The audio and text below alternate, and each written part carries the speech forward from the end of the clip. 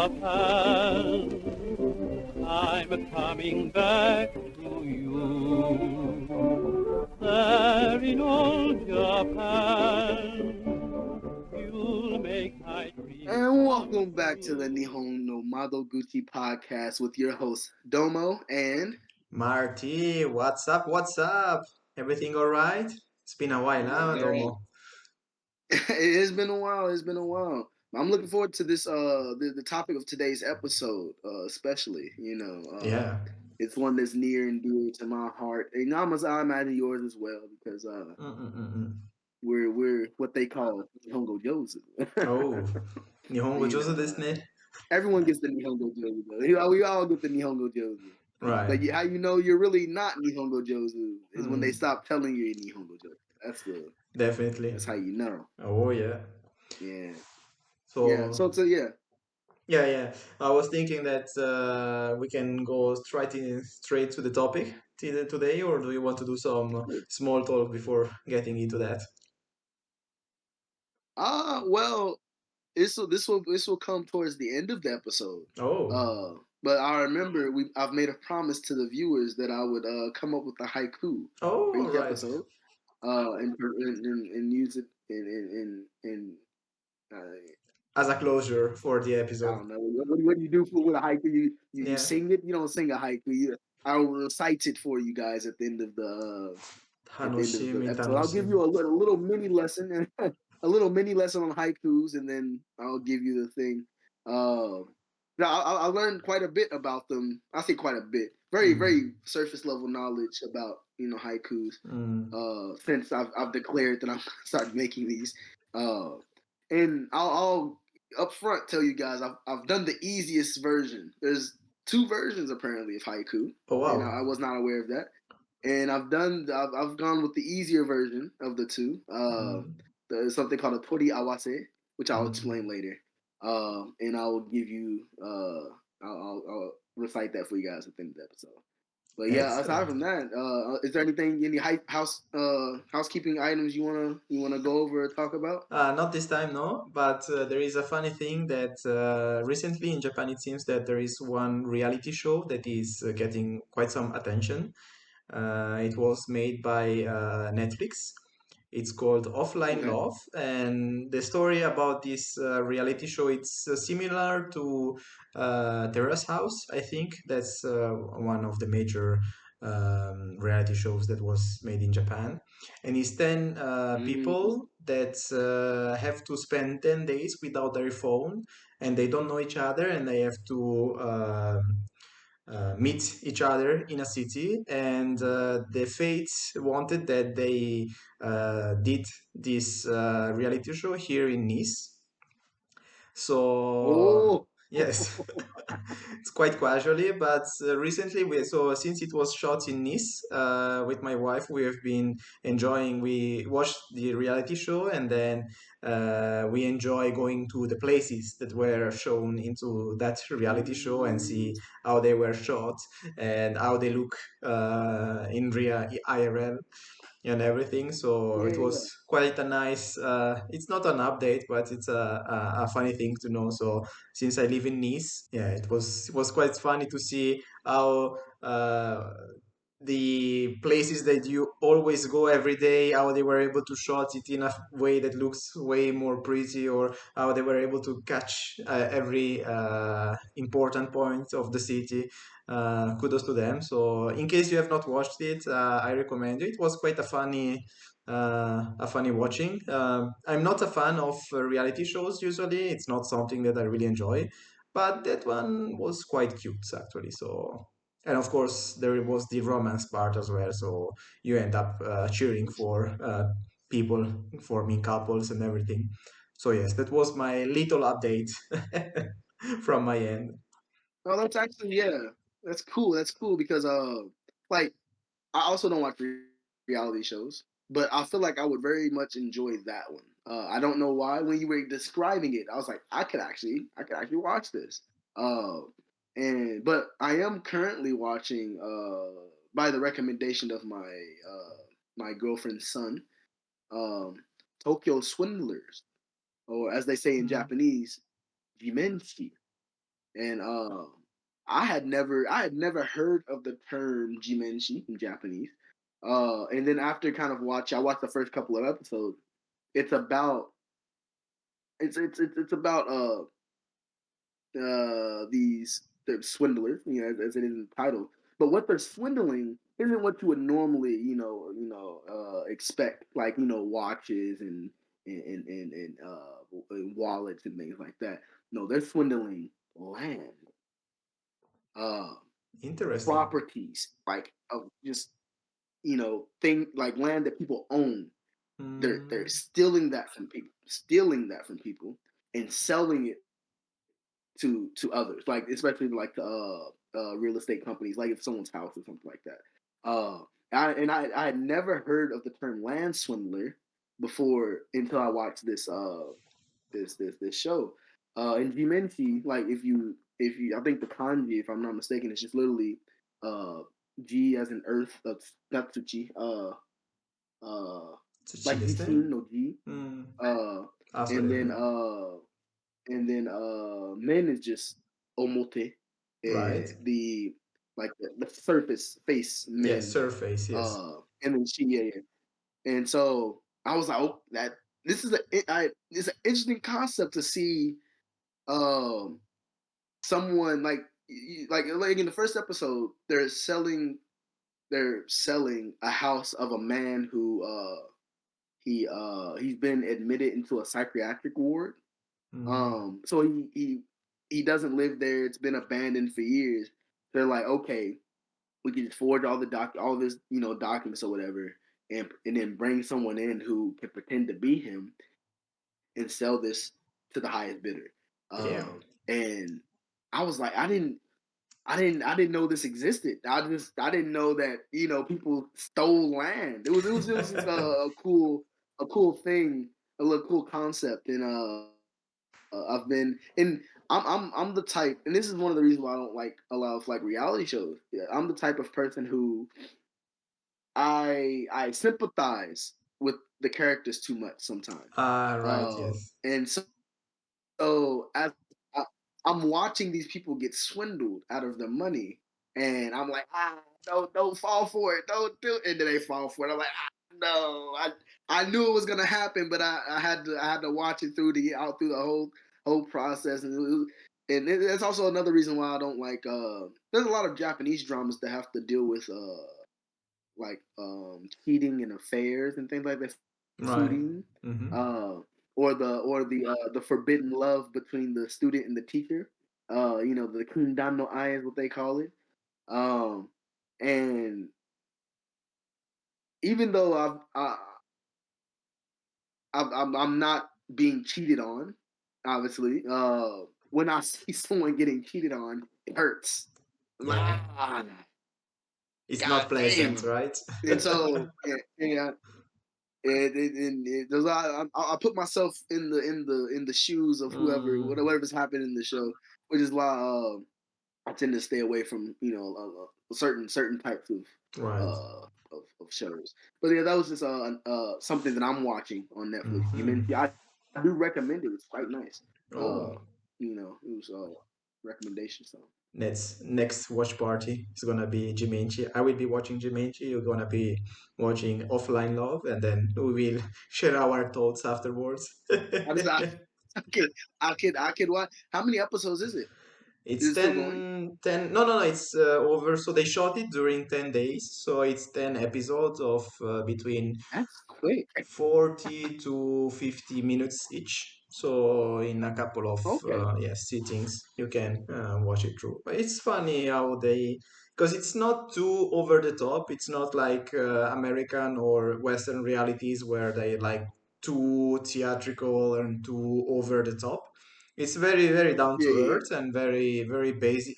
Basic in a good sense, in the sense that it's very normal. It feels very natural what they're doing. So it's not like there is like many people cheating with each other or kissing everywhere and like many stuff like this, much everything going on. No, no, no. It's very, very down to earth and very Japanese in his way of doing things slowly. So yeah, definitely the recommendation yeah. of this week episode. No, I will actually probably watch that because Jimenshi is only 7 episodes, about the same length, 50 minutes, maybe the an hour is the longest one. Right. And I'm honestly tomorrow Tuesday. Hmm, we'll see. Like you can watch it in a night if you really committed. And you can't you finish Right. work and you're like, all right, I'm watching Jimenshi all night until midnight or something. You could probably get it done. And I was thinking about doing it tomorrow, but we'll see. We'll see how it goes. I've already watched like 2 or 3 episodes. It's quite interesting. That's all I have to say. Interesting. But To be checked. To be yeah, yeah, checked. yeah. And offline love. I'm gonna check that out. I'm gonna check it Yeah, out. Thank you for the definitely. recommendation. Nah, you're welcome. Yeah. So, All speaking right. of All right. recommendation, So let's not go on too long. Yeah. can And you hop right into remember? this topic of today. Yes, can you Um, remember the first time you were told by a Japanese person Nihongo Jozu? The first time? Oh, um, I would say yeah. It was right before. Hmm. Yeah, it was right before Kyudai. So I did an Mm, internship in Yamanashi Prefecture for right. 2 months, and at that point, when I came to Japan to study abroad and to do the internship, I had been studying Japanese for 3 years, 3, 4, 5 years, kind of on and off. The first 3 years were, in high school. I Right. had to do it every day. But the fourth and fifth year, uh, I took a year out after high school before going to college. So, I wasn't really actively studying. And Right. then the sixth or the fifth year, I was a freshman in college, but I was in the like the upper beginner course of the Japanese, you classes that they had available, and I already knew all of the knowledge, so it was a good refresher. And I mean, I was still studying, yes, but I don't think I really learned anything new. Um, and then right, so came to Japan with a nice solid, foundation of the basics. Right. But just because you know the grammar doesn't mean it's gonna come out, smoothly. It's not gonna. It's hard to get it from here to here if you don't practice speaking. And so I I got my first Nihongo Jozu when I was in Yamanashi, Mhm. and it was three of us interns, and we're all doing self introductions and whatnot. Whoop, whoop, whoop. I hit him with the Hajime Maste, Dominika Jenkins Tomoshimasu, Yoroshiku Negaishimasu. Boom. Nice, solid pronunciation. And I mean, I think at the time, I think my pronunciation was okay, but I still had like an accent, a very strong and American accent. Uh, so much so that I could tell that I sounded weird. Right. Uh, but they still hit me with the Nihongo Jozu Desu Ne, and I was like, hey, arigatou And the last. gozaimasu. That was before I learned to be humble and tell them mother. So I Right. just said, oh, arigatou gozaimasu. I was like, oh, they think I'm good. They think I'm good. I was not good. No, no, no, no. I was not good But that's at the all. point, And how actually. about you, Marty? Do you like that? Yes, that's Sure. I'm interesting. sorry. Yeah, go ahead. I have a similar experience. So my first Nihongo Jozu came 3 months in my study of Japanese. It was in I was in university, so in during the college for American listeners, and I was first year, and I just started learning Japanese. So basically, I learned hiragana, katakana, and how to present yourself, so introduce yourself. So hajimemashite, Marty tomoshimasu. Mm, Yes, I think we were taught to say moshimasu and no, or maybe yeah. we didn't. They didn't taught teach us keigo. Anyway, it's not relevant. And I remember I was spending some time with some exchange students, Japanese exchange students that came to my Mm, university. And I remember at that time I already knew that It's quite a rare occasion to be able to speak with natives, so I tried as Yeah. much as possible to use every word that I knew in Japanese, every construct we learned. It was very beginning, at the very beginning, so it was very basic. But I remember throwing at them everything I learned. And I remember that when they said to me Nihongo Jozu, I felt so much confidence. Like I felt like I was like the boss at that time. Like, oh, they're telling Yeah, me I'm good yeah. at Japanese. Oh, I must say the first time that I heard Nihongo Jozu, it really it really deserved the purpose that Japanese mm, usually. It was really encouraging. It was really something that fired me up in keeping studying Japanese. So I must say that the first time I received that compliment or encouragement, it felt very good. Uh, Unfortunately, I cannot say the same all the other 200 plus times I heard the same thing from them. But yes, the first time was really helpful and very thoughtful, and it really actually helped me, encourage me to keep studying. So yeah, I was overall, I would say that my first encounter with Nihongo Jozu was a positive one. It was before it became a meme on the internet as well, so maybe I was also protected by yeah, the idea that it was kind of a meme or something that is standardized. So maybe that also plays yeah. into I, something. I was also unaware of the Nihongo Jozu meme. I don't know if it's always been around or when it came around. No idea. But kind of like unlike you, I had started studying Japanese in high school, Right. and there were no Japanese exchange students in high school. Actually, There was. You there just was forgot about them. one. There was one. There was one, but I never spoke to her in Japanese because I was scared. Right. uh, but I did. I wanted to. I was like,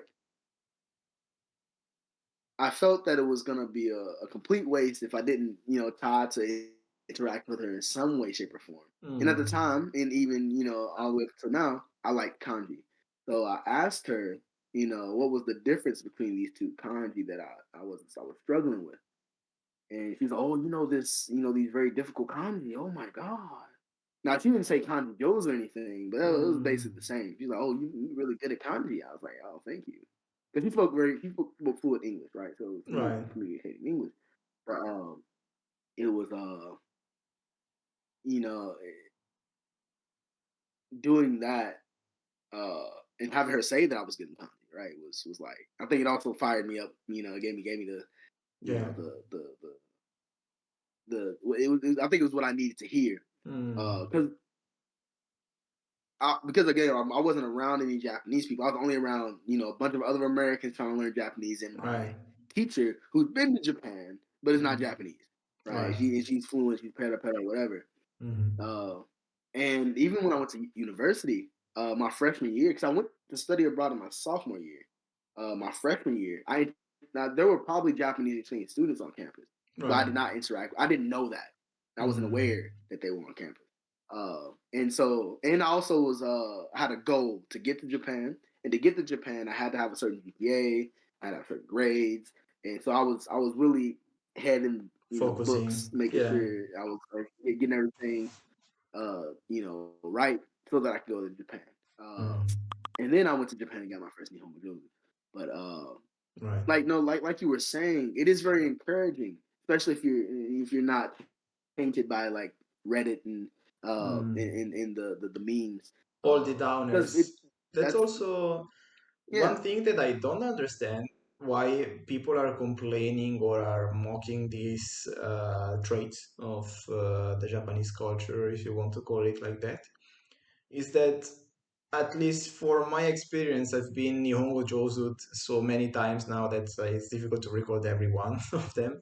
But there is no condescending aspect of it. It's not like I don't feel like it is ill-willed or that there is a certain, as I said, condescending aspect of Yeah, of course. this thing. So it's simply them recognizing that you are speaking Japanese or you are trying to speak Japanese, and their way to encourage you into keep going. So it's a little bit unfair that it has been targeted this heavily by the foreign community. Like, I mean, it's a positive. It's overall, it's a positive thing, don't you think? Like being Nihongo Jozu, Right.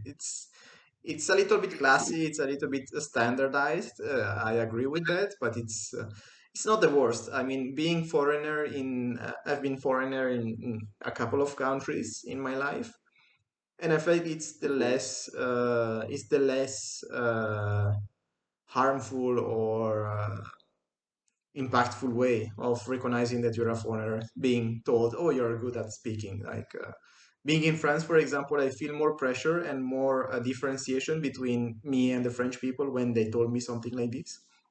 There is more of You're right. how do you want to say, even if they say that you're good at French, there is a certain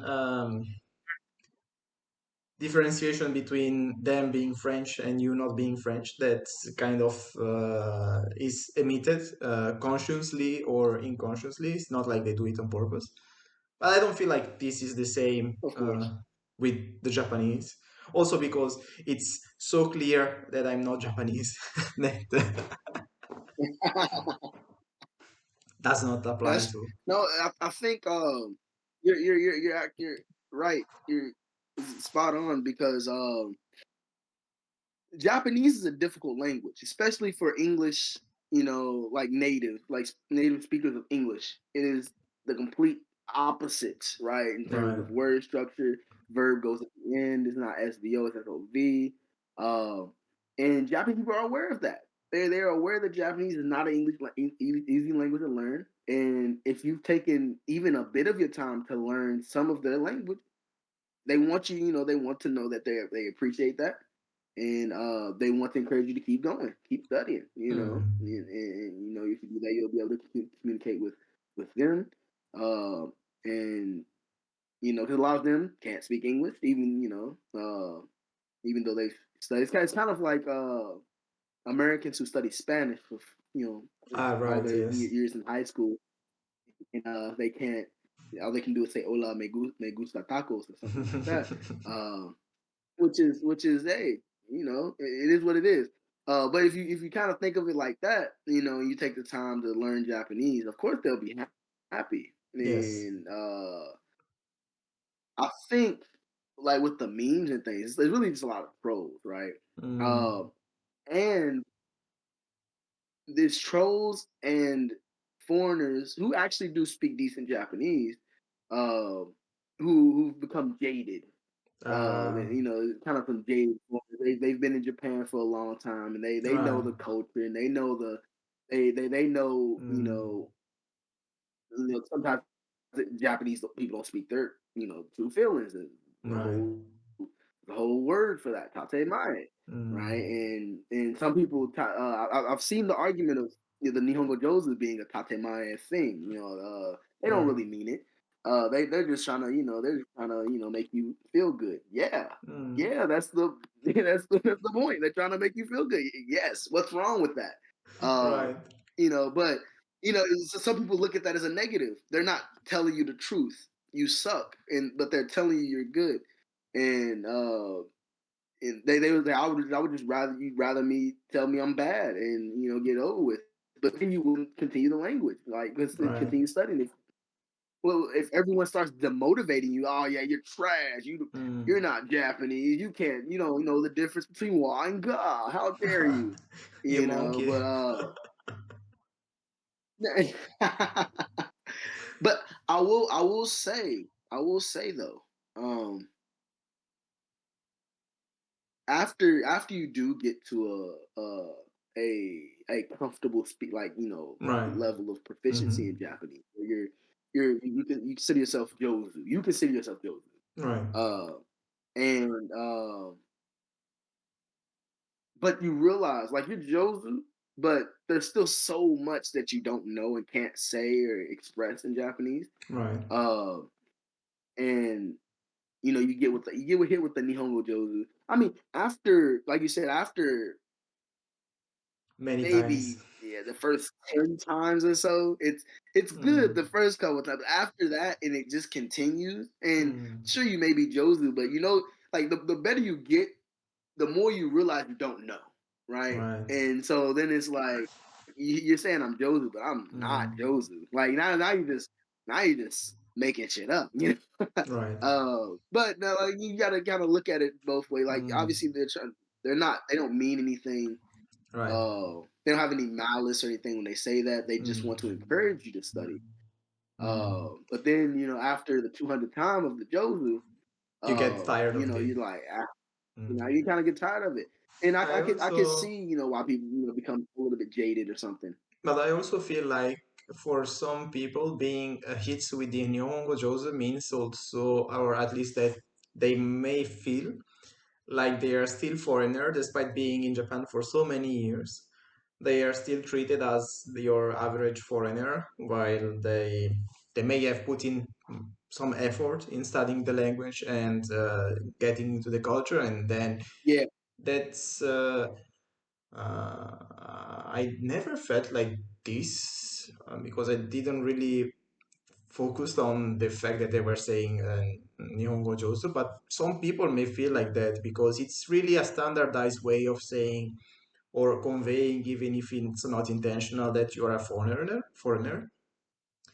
That sometimes maybe people may feel bad about it because of the reinstating, since it's the standard phrase or sentence that is addressed to foreigners, then they maybe they feel like all their effort or all their time being spent in Japan is being downplayed. So that may be one of the feelings. To be fair, sometimes sometimes I feel like I'm hit with Nihongo Jozu in weird places. I remember, Mm. I clearly remember once I was at a supermarket, your standard supermarket. It was nothing fancy, nothing too weird. I mean, it was in the countryside, so maybe that was the reason. I don't know. And I was at the cashier, and the cashier was scanning my products, and then he was a man, so he told me, this is the price and you can pay here. And then I said some basic stuff like I want to pay with my card or something. And then he stopped doing what he was doing, and then he was like, 日本語上手ですね. And I mean, it was not bad in se, but I was like, for 1 second, my brain skipped a bit. It was like,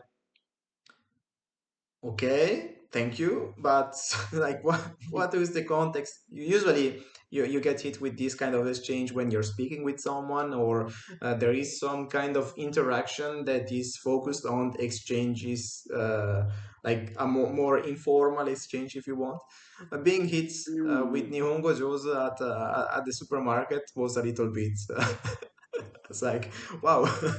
I guess thank you, but how should I react? Because it's not like I can speak with you. You're doing your job, so it's not like we can exchange for more than 20, 30 seconds. It was very weird. So I felt like it was a little bit gratuitous at that time. It was like out of nowhere you get hit with the Nihongo Jodo. I was like, thank you, but the context. What is the context that made you want to convey this to me? It was very funny. Yeah, true. It's so literally, was it yesterday? Yesterday, I got hit with the Nihongo Jozu. Oh. And it's I'm like, so I want to say, right, obviously, there's kind of like at least for me in my journey, Right. there's been a kind of like what do you want to call it? It's kind of A like curve, a progression. curve. It's a curve. Yeah, I forgot what the word for this curve is, but um like in terms of my how I feel towards the Nihongo Jozu comment. Right. So at the beginning, right, it's like, yeah, Mm. or maybe let's do a parabola. It's probably like more like Right. this. Uh, so I loved it. You know, you're at the top. You're It like, feels yeah, good. Nihongo Jozu, arigato gozaimasu. It really feels I good, love right, when that. they Yeah, tell you the woo, verb. Yeah. it's beautiful. It's lovely. I'm gonna keep studying hard to get even Mm. better. And then after a while, you know, you just slow like it's kind of like a exponential drop off, Right. right? After like a decreasing like a decreasing Mm. uh The amount of like time you spend in returns, you Japan know. and then the amount of effort Yeah, you put as the into more learning, the more it goes, yeah, the more yeah, you're right. And the you more it receive goes it down. badly. And Yes. then at a point, yeah. And at a point, there was a point in my journey where I want to get better at speaking. I want to speak. I'm here in Japan. I want to speak Japanese. Right. But there's Japanese people. They look at me. See, I'm a foreigner. I'm clearly Mm. not Japanese. You can see it. And even though I speak to them in Nihongo, in the Japanese, they come back at me with English. Right. And I'm like, Nihongo is okay. Japanese is fine. Right. And you probably see memes and videos about this. It happens. They will Yes. not, for the life of them, reply to you in Japanese. I'm like, we could get through this a lot faster if you just spoke Japanese. Right. And I hated that for a while as well. Like it just as much as the Nihongo Jozu. Mm. Um, and then I think I got past the point Right. where it's like, uh, if people like I just didn't care anymore. Right. Uh, so I was like, if someone hit me with a Nihongo Jozu, I'll be polite and be like, yeah, Mother, mother, mother. mother, this man, mother, and and then and keep it pushing, just keep it pushing. Right. And if someone spoke to me in English or whatever, I'd just be like, okay, Reply in English. it is what it is. Right. And but then at a certain point, you know, I kind of went back to seeing how it was before. Like after a certain point, of Japanese learning or whatever. At least for Yeah. me, Mm-hmm. it was. I realized like they're not doing it right. Like you said, they're not Yeah. doing it to belittle or there's nothing with any bad intentions or with malice. Mm. So I should just accept it because it's not going to change. Right. I'm just going to accept it and wholeheartedly. Thank you very much. Mm-hmm. Arigato gozaimasu. Mada des. And instead of being all mad and stuff about it Right. happening, Or it's gonna feeling keep bad. happening. Yes. Might as well just accept the Nihongo Joes. Yeah. Yeah, thank you. Arigato. Now, kore kara gambarimasu. This your name. Make it fun. Whatever. And that's kind of Actually, that's what I did yesterday. Yeah, yeah, that's the why guy you accepted. he hit with the Nihongo Joes, and he was like, I was like, yeah. I was like, yeah, nah, mada. 本当にこれからですもね。う what did I say? I said he was like, yeah, oh, Nihon Jozu Desu Ne. I was like, yeah, まだまだ。ね、特に僕の佐賀弁はもう下手くそですよ。Especially like because they have the local dialect here. Right. I was like, yeah, まだまだ特に佐賀弁ですよ。もう、まだ身につけてないの。ダメばい And so I try to added some of the, the dialect. And he's oh, Saga Ben Joseph is there, and so you kind of make it fun, right? Right. At least for me, that's what I kind of, decided to do You can in put that it regard. lightly. Yeah. And yeah, and It's same funny for the English because thing when people want to speak when some the one English. Yeah, about that, it's interesting I, what you were saying also, is that generally I agree with you as long as mm, the functionality of the exchange is not compromised. What I mean by true, that is that sure. that's something that happened quite recently, like last year when I was still in Japan. So I went to a bakery, and Mm, as per usual, I speak Japanese. I want this, and this, please. And then I wanted one bread, but the name of the bread was in katakana, right?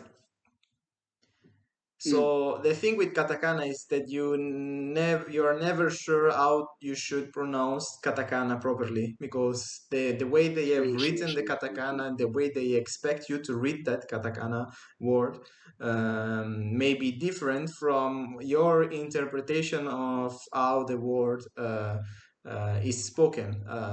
Simple example, bargain, sale. I say bargain, Yeah. sale. But in Japanese, you say bargain seru. So it's completely different. For me, it's a different word, and so many things like that. And so I was at this bakery. I already ordered a couple of items, and then I was struggling with the pronunciation of that bread. I don't remember the name of the bread, but Of course. so the staff was very kind because she saw me struggling, and she immediately switched to English. So I was very thankful. The only issue is that her English was not good. I'm very sorry to say that, but it was clear that we would have struggled even more if she had kept speaking in English, because I mean, I'm bad at speaking other languages. She was not very good at speaking English. So I rarely do that, but on that occasion, I really tell her, please, 日本語でお願いします please, let's keep speaking Japanese. So otherwise, I won't be able to place my order correctly. But I tend to avoid that, actually. As long as there is no issues in the functionality. True. I think, especially with the functionality, especially if the conversation like that you're having requires someone like especially like money is involved or like a service is being provided. It can be annoying. It can be annoying. And yeah, I guess I agree with you on that definitely. And I think I guess the context I was kind of thinking about was random people that just want to you're like you're talking to them in a context where it's just a conversation. There's nothing. There's no transaction. There's no money. Just talking, and for whatever reason, they just want to speak English. You're like, okay, why not? And I enjoy letting them speak English until trying their best until they can't, until they just get stuck and they just can't. And then I hit them with the you switch in. They're like, they hit you with the you spoke Japanese this entire time? You did? Why did you? You just watched me try. I was like, you ain't good. Even if I spoke Japanese to you, you would have kept speaking English. I already know this. I'm not. Yeah, I'm gonna let. If you want to speak, go ahead. I think during the time when I wanted to speak Japanese and people would speak English to me was very annoying. Right. Like in any situation, I want to practice Japanese. I'm in Japan. Why the freak are you speaking to me in English? Right. I don't want this. Not what I'm here for. Now I'm comfortable with my Nihongo. I don't care to, I'm not here. I don't need speaking practice anymore. Right. So now it's just interacting with other human beings who I know are flawed and they don't have any ill will. So they're speaking to me in English because they think I can't speak Japanese. Okay, let's play along with that. Oh yeah. Where's the station? It's this way and that and this and that. Right. Oh yeah, thank you. I mean, and if it ends with us speaking English, then it ends with us speaking English. It's like, all right. Why not?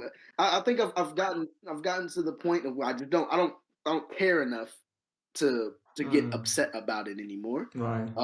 And again, also with the thought process of they're not doing it to be mean. Yeah, it's not ill-intentional. It's not like, for example, people that may be racist and then they may say, oh, you speak like a Spanish or you speak like an Italian, kind of ill-willed. It's more like it's very friendly.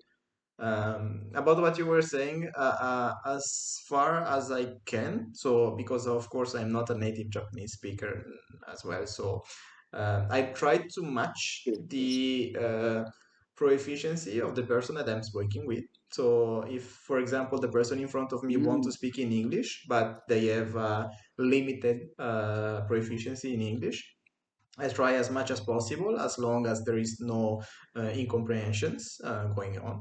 But at the same time, if the person that I'm speaking with is proficient in French or in English or whatever, and I can speak in French or in English, then I don't mind not speaking in Japanese. So I'm not stuck into speaking Japanese just because I want to Yeah, speak Japanese. Trying to match as much as possible and keep the conversation lively. That's usually what uh, I aim for. And yeah, sometimes on the contrary, I wish so badly that the person I'm speaking with would be proficient in the language that I know, because I cannot express my thought in Japanese. Like that feeling where you're like, I I get this it. conversation is. I would love to have this conversation in a language that I'm more proficient to, so that I could express my point of view and my thinking in a more nuanced and a more specific way. But that's the wall of the language. And speaking about the wall of the language, what do you think about having the next episodes recorded about walls that we encountered while studying Japanese, and which times Sure, we sure. felt like we hit a wall, and on the contrary, when we felt like we finally managed to go beyond that wall to do a step up. So, what about doing that Yeah, next time? Because we're already out of time for this episode, unfortunately. So, yeah, I yeah. No guess. worries. I'm definitely down to talk about that. Yeah, I think the listeners would also benefit from hearing the struggles, Oh yeah. our struggle stories Oh, so many struggles. in Japanese and how we overcame those Yeah. and If if if there's we still things didn't, because there are we're struggling with until now. some struggles, I feel like I will bring them to the grave. I will never be that proficient as there's much a as I there's want a to. lot there's a lot, man. Uh, And I think it's not even just a Japanese thing; it's a language learning thing, right? language, Because yes, yeah. you're gonna hit certain walls, uh, and Some I know Marty, he's so proficient in so many languages. He would know a lot about that. Yeah, yeah. I have a couple of some of funny episodes, but at the same time, sometimes I wish I studied Spanish instead of Japanese, just to have a simpler life and just being proud to say I've mastered Now, my fair enough. preferred language, but I cannot say that I've mastered Japanese enough yet. So yes, I guess this was part one dedicated to Nihongo Jozu Desu Ne, and the second part is gonna be dedicated to explaining to you how much we are not Jozu at all. And let's hope you will enjoy the second part as well. Yeah, that could be the title of the podcast. Nihongo Jozu Desu Ne, episode So demonai. whatever episode we're on at this point. Nihongo Jozu Desu Ne. So it's gonna be the first part is Yeah, Nihongo Jozu Desu Ne is gonna be this episode, and then the next episode is gonna be called yeah. So demonai. So demonai. Mada mada desu. Mana mana desu. Very nice. So Mada we have mada desu. That's beautiful. That's beautiful. nothing left to say. I mean, we have so many things left to say for this episode, but you're gonna listen to the next episode, unfortunately. So for the time being, we wish you good morning, good day, and goodbye.